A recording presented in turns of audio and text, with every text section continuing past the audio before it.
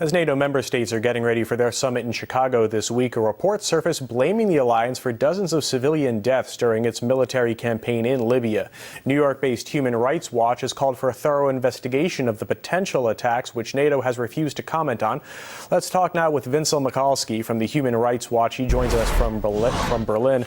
Thank you very much for being with us. So tell us more about the investigation and what facts does it have to support these accusations? Well, my colleagues went to 8 sites in Libya. They knew that civilian deaths had occurred there, people died, and there were no signs of any military presence. So this, of course, there are lots of questions to ask to NATO. We found that at least 72 civilians have died without any connection to any military activity on the ground. So we're asking NATO to investigate those, and NATO hasn't done that yet. Now, we've got a statement here from NATO Secretary General Anders Fogh Rasmussen. He told RT this in the wake of the Libyan campaign last year. Listen in. I would like to stress that we are not targeting individuals. We hit legitimate military targets. We do all we can to avoid civilian casualties. We are in Libya to protect civilians against attacks, and this is the reason why our commanders are very, very careful in identifying legitimate military targets. Now, according to your report, at least 7 of the 8 sites featured in the investigation were completely civilian. Why do you think NATO would launch airstrikes against them? Was it just bad intelligence, or what would you chalk that up to?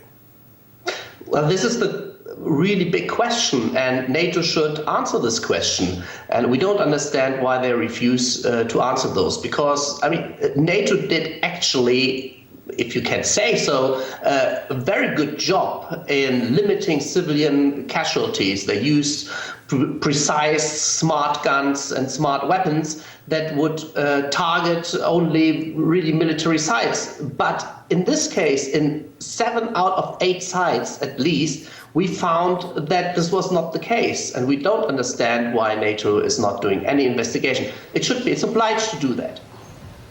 Now, NATO officials are saying they can't investigate the killing as they have no mandate to operate in Libya anymore, but your organization claims the alliance never requested permission to do that.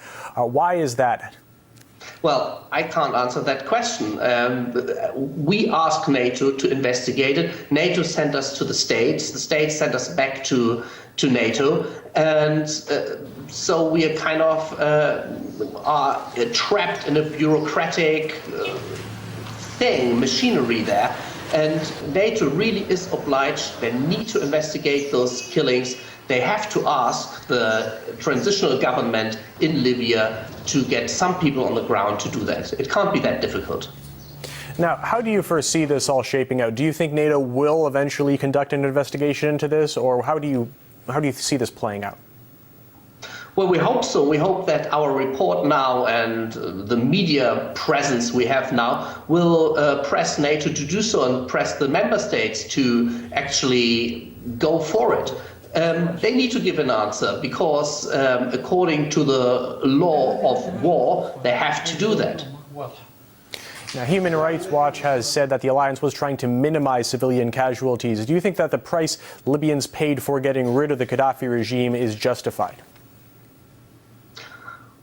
This question is too difficult to see because, Human Rights Watch never supported any airstrikes. That is not our mandate. It was a political decision by the Security Council, by the UN Security Council.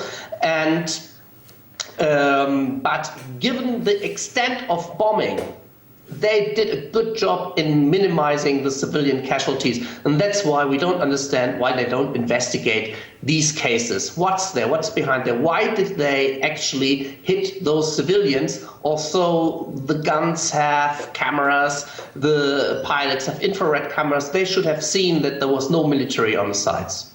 All right, we'll see how this all turns out. Vincent Michalski from Human Rights Watch, thanks for your time. Thank you.